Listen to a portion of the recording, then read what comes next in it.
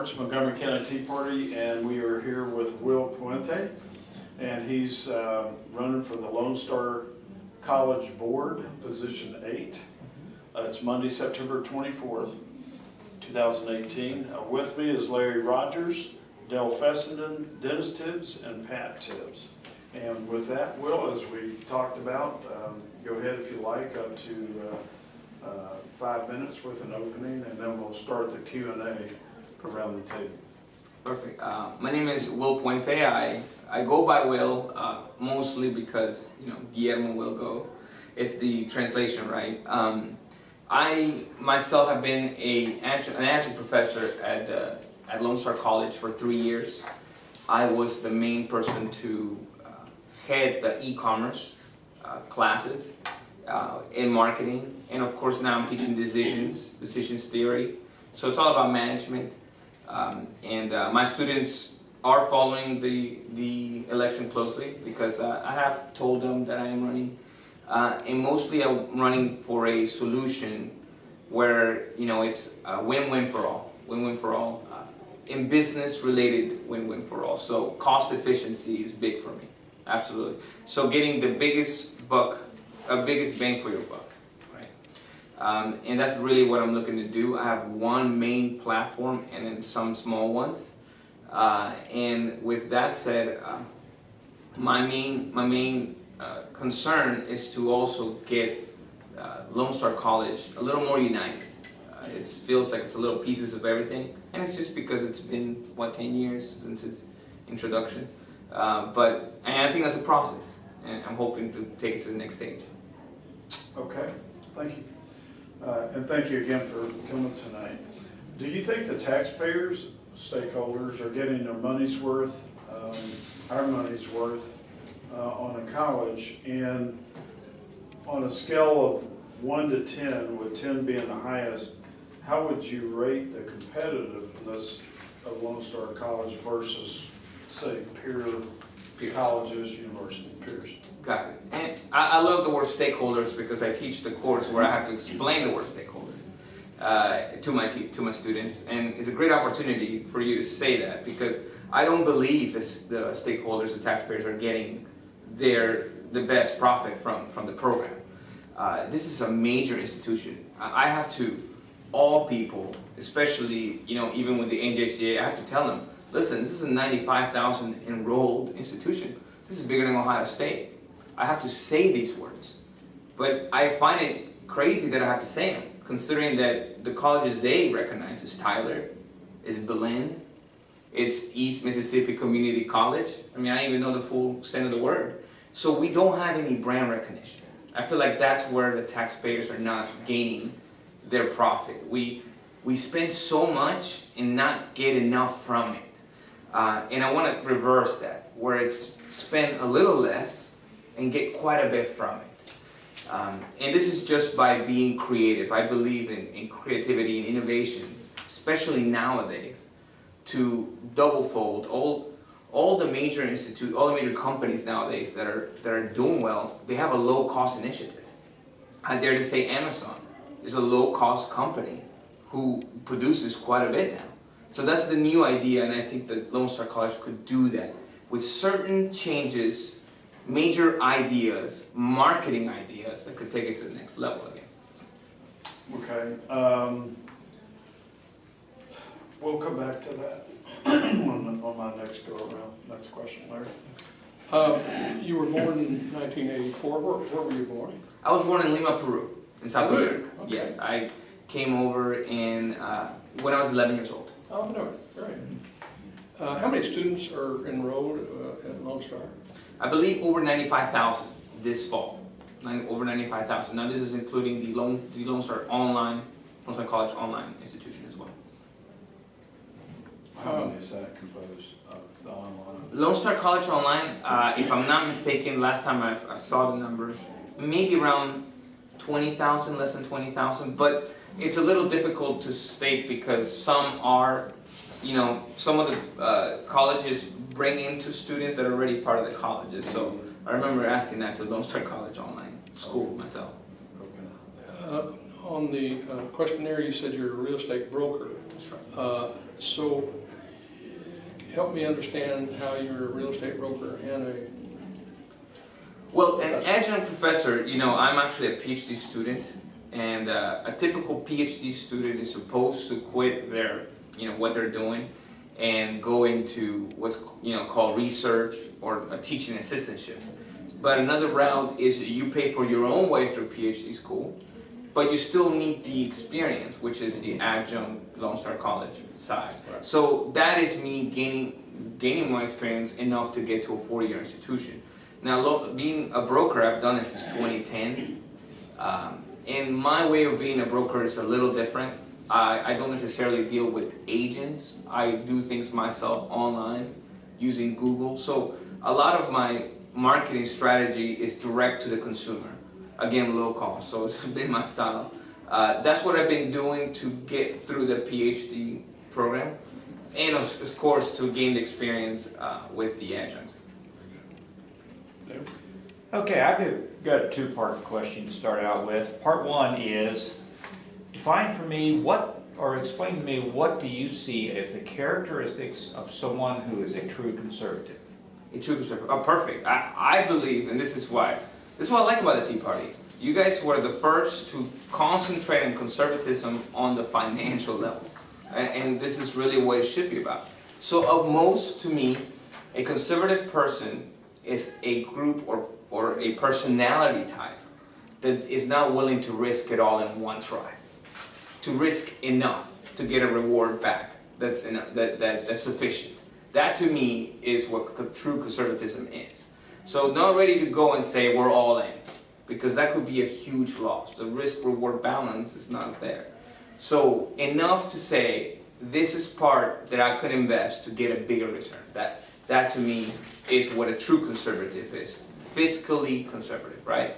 Now the other aspects, morality or family values, I think they fit too as well. It's the same situation. Not all in on change, you know, just step by step. And know that the past has worked, but the future needs innovation. So just as we invest in the future, we take little steps, not going all in. That would be my measure of conservatism. Okay, I guess I define 3 categories of conservatism. One of them being fiscal, which you've already addressed, one of them being social, which you've partially addressed, and the third one being governmental, or how you govern a society, so forth. So give us your thoughts on that one, and then if you could elaborate a little bit more on the social parts of conservatism. So, and I like your definition, social and governmental. I think in the government side, again, it's taking accountability on the culture of the entity. In this case, I believe it's the state of Texas, or maybe the area, the county, and taking a feel. So these governments should take a feel of what the society wants, right? We good? Finish the answer. Okay, so that would be it. Governmental leadership taking a little bit of the society's cultural stance and using it, which would be conservative. And in the social part, not making too many changes quickly. Step by step, going with society's innovations, right? In steps. Okay, Dennis. All right, I'm looking at the very last question and answer about government engaging in private enterprise and competition with private enterprise. I'm not sure I really understand what you're saying. If for instance, the government has a Chevrolet dealership, government doesn't have to make a profit, they can sell their Chevrolets below cost. They're competing with Conroe Chevrolet, who has to make a profit. How would that be good for taxpayers? So in that part, I actually meant, and it's funny because I study business and I teach business, that government should be measured like a private entity. And in this sense, Lone Star College should be given about the same measurement of a corporation of its size. So if the corporation of its size, and I'll give a good competitor example, Western Governors University has X amount of online students, how come Lone Star College, being 95,000 enrollees, not matching or producing the amount of degrees in other words, measuring with the private entity? The only reason I say that is just because I really believe that private enterprise produces, the competition is healthy produces results. Sometimes, and that could be the entrepreneur side of me, sometimes I feel like the public side takes a step back and it doesn't feel like they have competition. When we really do, I mean, the students have to choose between Lone Star College, Western Governors University, University of Phoenix, or maybe even a 4-year institution, right? So. Well, you know, in the county, the government really doesn't have to compete. They don't have to pretend like they're the same kind of business. It's kind of morphed into a place right now where our county is the most lucrative place to work. They get more money than the private sector, they get more holidays in the private sector, they get better job security in the private sector. Is Lone Star College like that? Or what do you know about the salary structures of the administration and the professors? From what I know, from the 3 years that I've been there, from the amount of emails, from my interaction with students, is that partly it is. Partly there's, I'm not going to say the whole is. I'm not the extreme person that's like, well, all of it is in that culture. No, but I do believe that there are some cost initiatives we could take. It's simple solutions, technology-based solutions that would cut off, yes, a little bit of jobs, but it would actually increase into other sectors. Maybe, you know, compensate. Yeah. Okay. While we were on the subject of, I guess, conservatives versus liberal or whatever, how do you define yourself? You explained what you thought a conservative was. That's part 2 of my question. Go ahead, John. That it was only fiscal, but how do you define yourself? Me, myself, well, my mother is in the military, was in the military up to 2 months ago. And she retired. And she fought for this country for 22 years.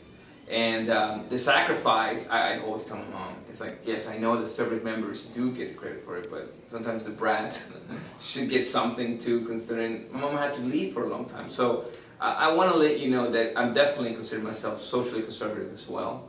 Fiscally, only from the business side. That only makes incredible amount of logic to me. But I'm also aware that the cultural items are important, right? What's the values per culture? In this state, the one thing I admire about this state is that it has a set culture. The state of Texas is a set culture. I wasn't born here, but Fort Hood, Texas brought us, right? And this is my state. Now, I did graduate from University of Alabama, but I like the way this state's run. I really do. And because of its competition, it does so well with other states. I believe I'm part of it. So this is why I feel like I'll go with the pulse of the state, which is conservative values, and this is why it's doing so well in my head, you know. Mm-hmm. Did you vote? You've been here 3 years. Have you voted in all of the elections, primaries, and the general? Absolutely, I did. In fact, I helped a buddy of mine. He was a judge. He was going for a primary, and I voted for him. He's in the GOP primary? He's in the GOP primary, that's Okay. right. Who was the judge? Philip, I had to, and he wasn't close to me, but I remember his name was Philip Judge. He was a buddy of mine, but I just had to look up his information. But he didn't win. He didn't get it. But that's why I had to sign up to a primary to vote for him. Philip Gamos. And actually, no, he did win the primary, but he didn't win the Democrat, the runoff. That's what, Philip Gamos. And that's why I was able to get involved with him, volunteer with his campaign. Was he Harris County or? Harris County. It was a criminal district. It's not the exact district, not at all. And he was, okay, so you vote in Harris County? I voted in Harris County. Okay, and he lost in a Democratic primary or to a Democrat? No, he lost to a Democrat. It was a GOP. He actually got the GOP nomination. Oh, I got you. But Okay. he did not get there, which I believe was one of the few that didn't get it. That was Trump election 2016. So he didn't get. I don't know why he didn't get it. Okay. So, how long have you been in Montgomery County? Montgomery County, I'm in the Harris County side, but my district covers both. Okay. My district covers both. Now, I go to school here in Montgomery County with Our Lady of the Lake University in Houston campus. So I deal a lot with Montgomery College too. Which So how long have you been in Texas? Texas since we moved into the area 2001, but then I went to University of Alabama for some years and came back 2008. So since 2008, nonstop. I guess what I'm getting at is, how many years have you voted on the Republican ticket? Two primaries. I've done 2 primaries on the GOP campaign, and it makes you guys think, if anything, my initials are GOP, so I always thought it was one of those meant to be things. So if your initials are DEM, you'd be running in a different primary. Well, I guess so, or it would have been like the irony. I don't know. You talk about it, but Your mother, she was in the service, what branch? she was in the military, in the Army, in the United States Army. She was the E7 Sergeant First Class. And she was a combat medic, medical branch. So out of San Antonio, which brought her everywhere. Her biggest memories are Baghdad ER moments. You know, that's really what she was in front line, in what they call their best moment. You know, so. I told her thanks for her service. Of course, Okay, that was it? Okay. Can I use Larry's time? You got 37 seconds. Okay.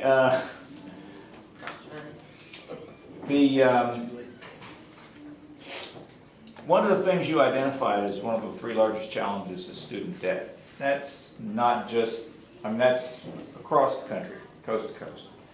So what are your solutions? What are your thoughts? What are your views on the student debt crisis? It's very good. I appreciate that question because it comes dear to me. I myself, to get through a PhD school, you have to have debt. I believe my best loans are my graduate loans because by then I had enough business knowledge to understand what compound interest is.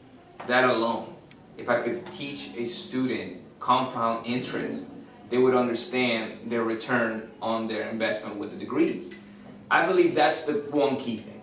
Sit them down, explain student loans as in not just a conference to every student. If you're gonna pull a loan, you probably need to go to a class taught by a business professor on how this works.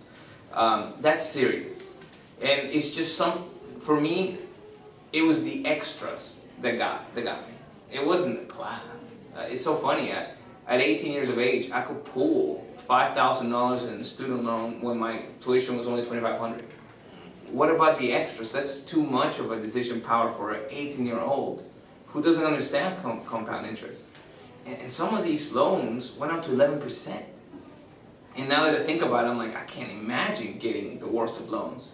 And this is what happened. So the more I went into business school, the more I got into graduate MBA school, I understood compound interest and how it works and how it enables. And it may be something that has to do with maturity, and I get that because it was more in my middle 20s that I understood. But we gotta sit down with the students, and when they pull these loans, they have to understand what they are.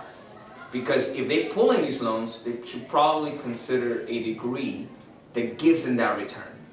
That's the part that I don't think they understand. If you're pulling loans, then that degree should give you a return. And I think that alone will be super beneficial.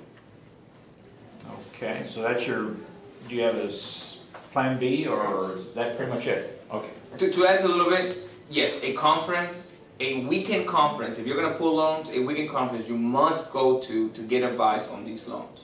Okay, Devin. I did. You know, we also meet and vet bonds that Lone Star and others want to put out. And every time we do that, we hear projections from people that say, you know, we started out with 20,000 and then we had 30,000 and next year we're going to have 50,000 and then 70,000. And they justify more bonds. What do you know is coming down the pike in terms of a Lone Star bond? And do you know if there's any real record of how close the estimates of future enrollment have been in the last 6 or 8 years? So there's one part of that question I understand a little of, because I was actually going through the budget of 2018, 2019 for my idea and concept. I did see some bonds. Now I didn't study the bonds itself too well, only because I would need more detail. And I believe that the detail is not necessarily there on how they're paying out the 20 or 30 year, but I need to understand that part. So I will have to get back to you on that, on the bonds. But on the enrollment, I hear it always. I always hear it from the presidents. Our enrollment has gone up 2,000 this year. Our enrollment has gone down, and then it goes to departmental, where the marketing department at Lone Star Kingwood, it's very small. So they're even, each one of these chairs are accountable for enrollment per department. And it's getting a little bit where they're trying to do whatever they can. I find it ironic that the marketing department at Lone Star Kingwood is trying to market itself to get more students, and I'm just like, wow, we should be great at it, right? So I believe this is what we're missing, brand recognition. We're working too hard to get our name out there, and that is so expensive when no one knows you. We need to do something that people know us for. Now, my alma mater, it's well known. And I remember it clearly at the University of Alabama. One of the questions were, how can we get our name out there? This is pre-Nick Saban era. Now we don't ever have that question. We don't even talk about marketing. It's just the doors are open. Over 50% of the students in University of Alabama are out-of-state people, out-of-state students. So this is, I believe, the solution. We need something to get a brand recognition out there. There's a marketing issue with Lone Star College. We're so big, yet so unknown. I feel like all of the state of Texas should know about us. And that could bring the enrollment up. That could absolutely be at an easy level. How many campuses does Lone Star have? I believe eight or nine. I have to get back to you, but it's a little confusing because then you have the centers. So Lone Star Kingwood has the center of Tascasita. Tomball has another one as Creekside, where I taught. And so it's a little confusing there in itself. And I believe that even that's too many, about 8 or 9. So. Okay. So I'm kind of hearing conflicting information here. You said they have a branding problem, yet they're bigger than Ohio State. They have 95,000 students, across 7 or 8 campuses. Doesn't sound like they have too much of a branding problem to me as far as, the offering. Is it, and Lone Star College is kind of more of a localized college. Mm-hmm. Do you think that their mission, it's kind of like a state university. Mm-hmm. Yeah, they recruit students from out of state, Alabama, LSU, UT, A&M, but by and large, they're a state school funded by state taxpayers. Mm-hmm. Yeah, it's kind of maybe good to bring in that mix, Mm-hmm. but, Lone Star is more of a local, really localized college. Is it money well spent to go attract students from out of state to come to a college like that? Well, from what I know, because I've helped students lower their tuition as much as I could, because I believe in that. And what I know is that out of districts, about double the tuition. Now, typical student Spain district is about 1,000 for a full-fledged semester. It's about 2,500 for out of district. So if you're anywhere in the state, I believe anywhere in the United States, there's no out of rest, it's just out of district. It's about $2,500 for a semester, which is one heck of a deal. Okay, it really is. Now, if you compare that to an online institution like Western Governors University or University of Phoenix, let's say if you're an online student out of El Paso, you're still getting a good deal, a really good deal, but they don't know that. And secondly, the infrastructure Lone Star College has, it's really good. I cannot blame it. I look around and some of these campuses, some of these facilities are better than University of Houston, which I go by sometimes and see, or better than Alabama. It's unknown as a 2-year, yes, but it could be the best 2-year of its kind. We just don't know that it exists. That's the branding that I mean. It has a little bit to do with, it's not just the branding that, hey, here's a college.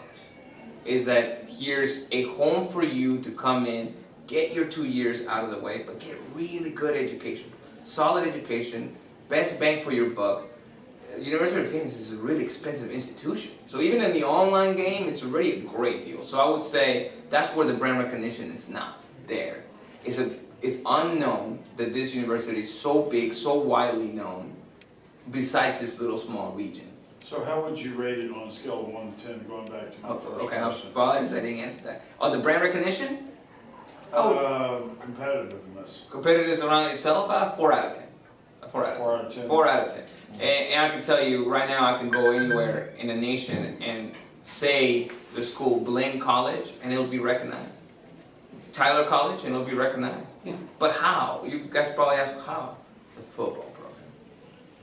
The football program. Okay, who are you running against? Mike Sullivan. Mr. Mike Sullivan. I haven't had the pleasure to meet yet. Okay.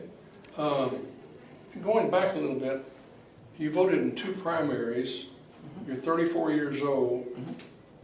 What took you so long to get involved in voting? Oh, that's a simple question, sir. PhD. It doesn't allow you to have much room for anything politics. And this is a passion of mine. Politics is a passion of mine. I used to be an SGA Senate at the University of Alabama myself, where I believe it's like a congregation of future governors and senators at Alabama, right? And that's where I got a little bit of, the taste of it. But I also knew that I needed to know business. While some of my SGA Senate members at the University of Alabama went to Washington, D.C. because they love this, I knew, I was like, no, I need to know business. That's the real, true politician to me. You got to be able to balance, balance items. Look at a balance sheet and see where can I take out of here, take out of there. Even with my idea, I have an idea where I could take out to put here. That's important. 95,000 students. If you advertised and did your marketing and really got it up going, would you have to expand the facilities, or are we? What percentage are we at Lone Star College now? I don't using know. the facility. No, I know what you mean. And by the way, I taught a Tombow. I taught a Lone Star Tombow. And I see their facilities be a little different than, let's say, Lone Star Kingwood, which is just getting back together. Half of their campus is still not operable because of the flooding, right? So that's the other difference I don't understand. We are divided.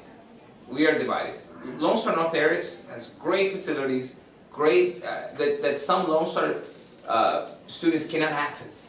So Tombow cannot access some of those facilities. And I wish we could intermingle those better for cost efficiency. And I do agree with you. I feel like some areas don't have enough and some have too many.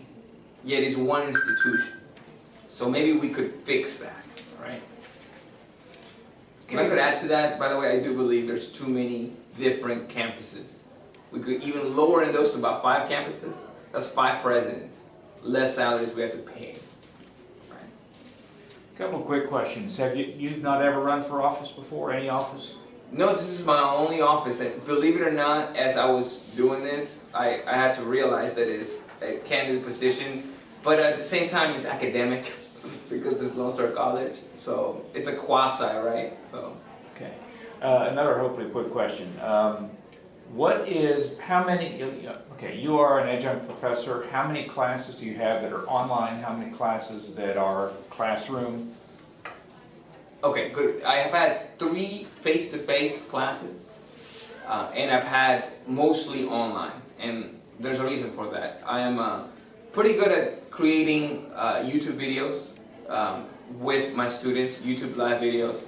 I believe in online education, and the only reason it's because it's very efficient, cost efficient for the student and for the university, for the college itself.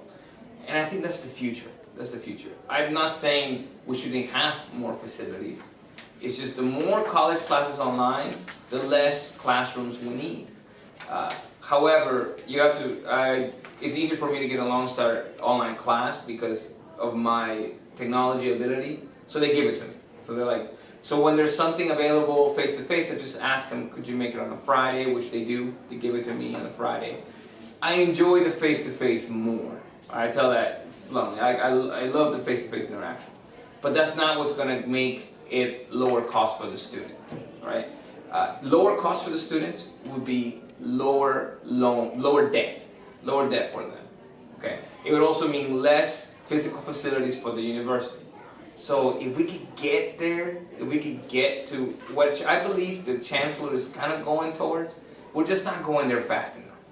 We should even have some faculty members that only teach online, that are full-time online with a 6-7 online classes load, right? That would save quite a bit of cost, actually. Okay. Dennis? You commented on term limits, that you say rarely is a public office effective without term limits. So do you think most public offices are ineffective?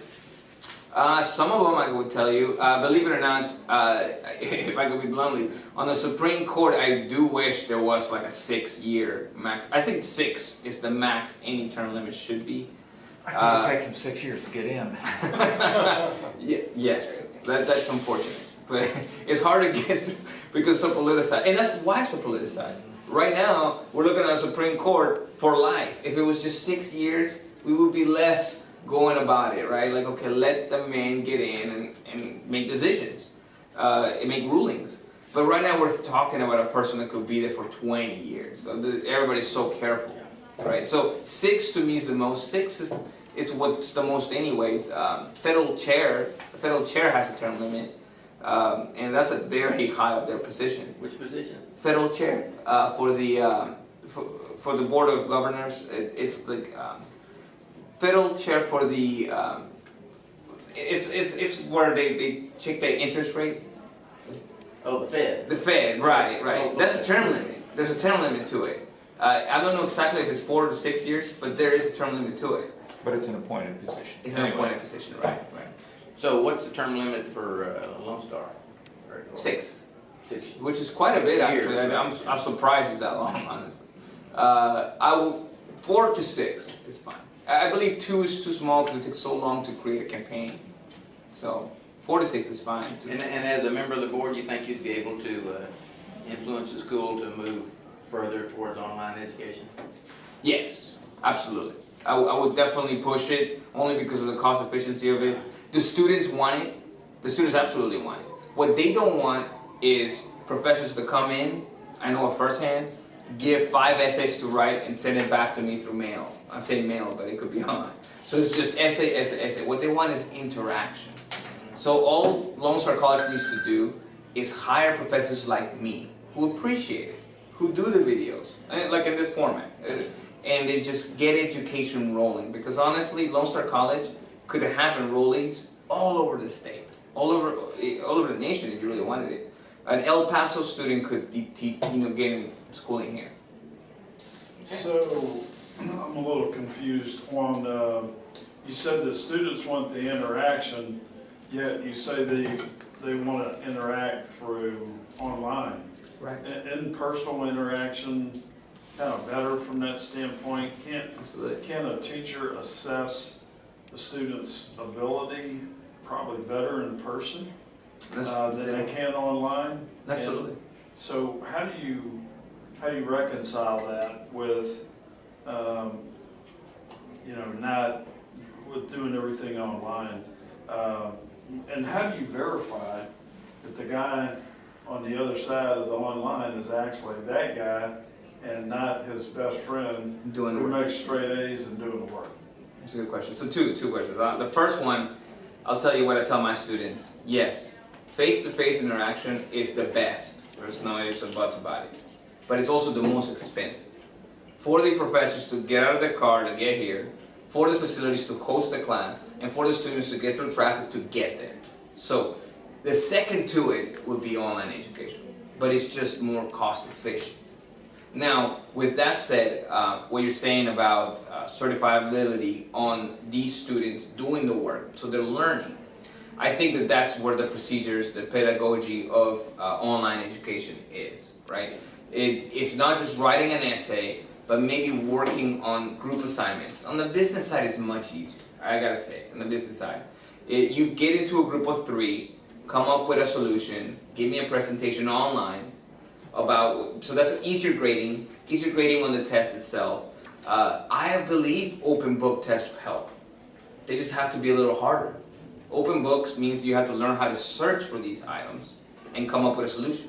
So it's not necessarily tests need to be you memorize something. I think the era of memorizing is slowly different in business. How to come up with solutions, that's better. So there's certain subjects, business, easy to do. Certain, no, biology, or maybe that's more face-to-face, but that's probably part of the strategy here. Like marketing should absolutely be very online based.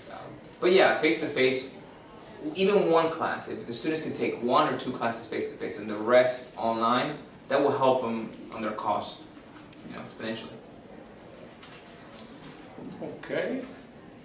I think I can speak for everyone at the table. We'd like to get you to tell your mother thank you for her service in Thank you all. our country. On the football situation, and I'm pretty sure your definition of football is the same as ours. It's like our football, not soccer, right? Right. Okay. You indicated earlier that you were interested in a football program. Yes. Why are you interested, and what benefit would it bring to the college? Good. If you don't mind, I'll grab since this is the video. The idea of football. Okay. Now it all began with me telling my marketing students that one innovative idea, could change the game on any company, and it's the MO, modus operandi, how you operate, right? Lone Star College is a major institution that does not have an athletics program. Other JUCOs, junior colleges, have them that are way less in enrollment, way less in budget, in like Blinn, Tyler. They have name recognition because of it.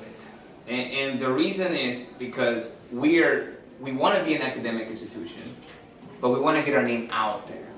It's sort of how these other universities do. University of Houston, Texas A&M, etc. If you want to battle on the academic side, it's hard to beat Harvard, right? You got to put your name out there. To me, this would be the #1 solution towards enrollment. Not having to pay for a billboard, digital billboard, $3,000-4,000 a month, but instead pouring into a program which could dividend back to us, to the community, the taxpayer, in some kind of entertainment value. Also, the high school student. In JUCO, your years for the NCAA years do not count. You could play here for 4 years and then go into the NCAA. Aaron Rodgers did this. Absolutely. So it's not unheard of. It's just that this institution doesn't have it, which is a little strange because when I talked to the NJCAA and I told them about enrollment and our contributions, they were super happy about it. They really were. So I think that this would be the one solution to lower the tax burden, because we don't have to spend so much in marketing to get enrollment here, and to get other out-of-district students who could pay more into the program and get the name out there. I think that, it sounds real good. I would think that it would be nice if you could get the response that Mary Bryant gave Alabama overnight, but I don't think that'll happen overnight unless you get some really powerful football players. Right. But it's very interesting. And to add to that, by the way, when I called the NJCAA about it, they were like, "Well, you guys are in the SEC of junior college, and you guys are closer to Houston than we would ever be. Like, Blinn gets so much out of Houston." And we're like, "Wow!" So it's almost a slam dunk. It's not too. I don't know if I can answer this for a little bit more. It seems like quite a bit of an investment, but it really isn't. By the way, How much of an investment? good question. So I've noticed Blinn spends, Tyler, which is one of the best programs, national program, spends around $3.5 million a year on their program, and they're a top-notch program. Is that just football, or is that? Athletics. So I still have to confirm that because I got it from their website. I got to go and confirm it. But it's the same way Lone Star, publishes the data. And to me, Lone Star College marketing department, $3.9 million. Let's cut half of that cost, put it into this, ask for donors, and I think that we can come up with something here. The NJCAA is not like the NCAA. All these rules and regulations for you to even open the doors.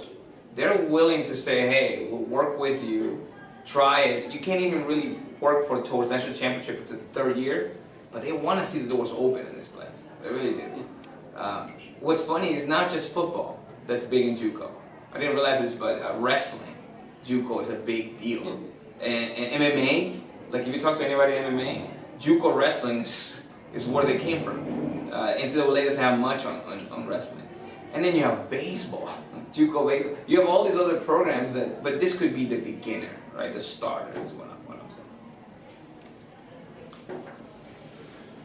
And so, just real quick before we go to Dale, so how much do y'all spend on marketing? What I saw on the budget for 2018, the marketing department, marketing and communications department is funded for about 3.9 million. Is given for this in, yes. And That's doing marketing, not teaching marketing. no, I wish.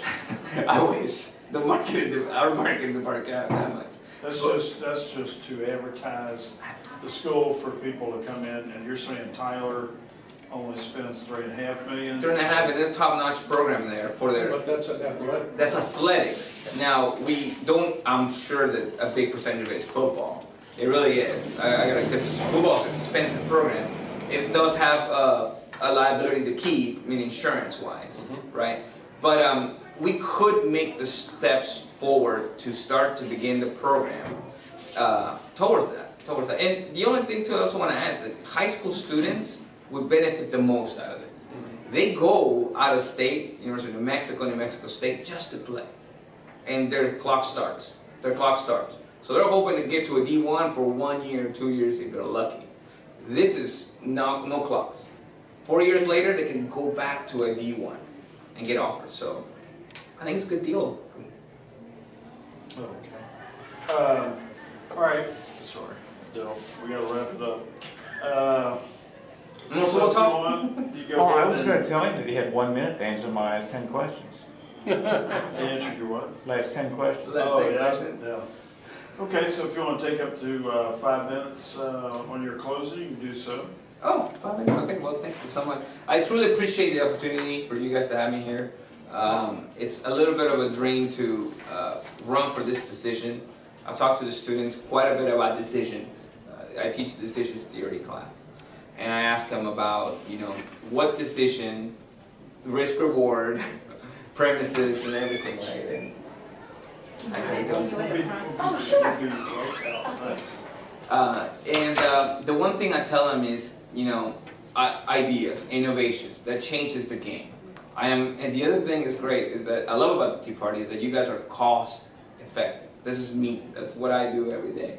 I try to do the most with the least, and that's where I want to tell you guys.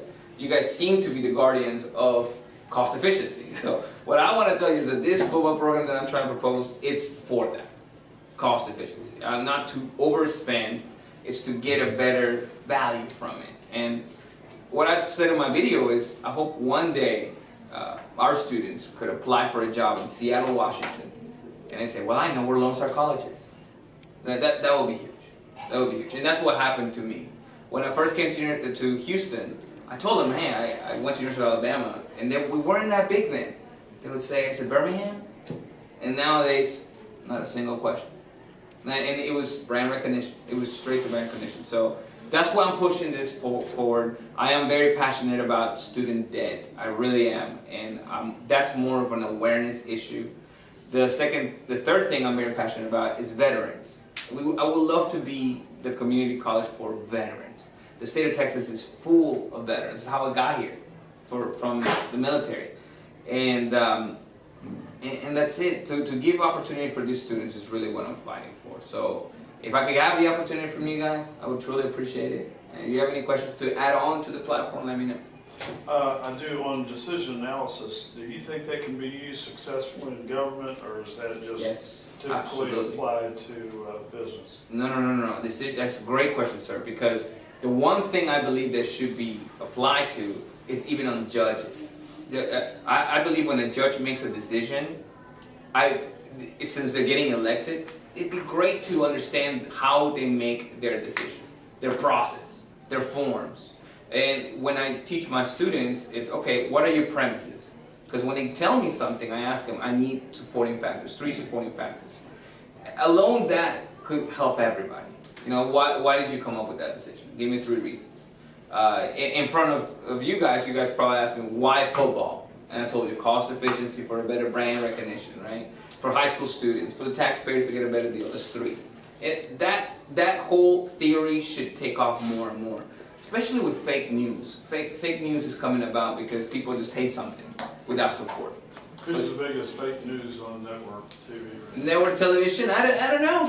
There's a lot of like BuzzFeed. Believe it or not, it's even worse. There's like little BuzzFeed, little like that are worse. I don't necessarily know much about it. I wish I did, but because of the PhD student, and plus I don't get to watch much TV, unfortunately. But and that's it. Thank you so much for your.